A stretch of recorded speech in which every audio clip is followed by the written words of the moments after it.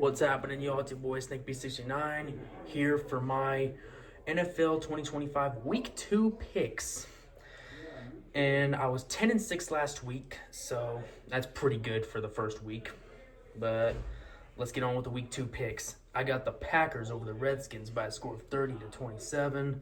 I got the Cowboys over the Giants by a score of 20-13. I have the Steelers over the Seahawks by a score of 24-21. I have the Rams over the Titans by a score of 26-16. I have the Bills over the Jets by a score of 34-21. I have the Dolphins over the Patriots by a score of 20-17. I have the Bengals over the Jaguars by a score of 30-24. I have the 49ers over the Saints by a score of 29-13. I have the Ravens over the Browns by a score of 34-17 as my lock of the week. I have the Lions over the Bears by a score of 31-27. I have the Broncos over the Colts by a score of 27-13. This is a game that has plenty of upset potential because of how our offense played and how the Colts just belted ass against the Dolphins.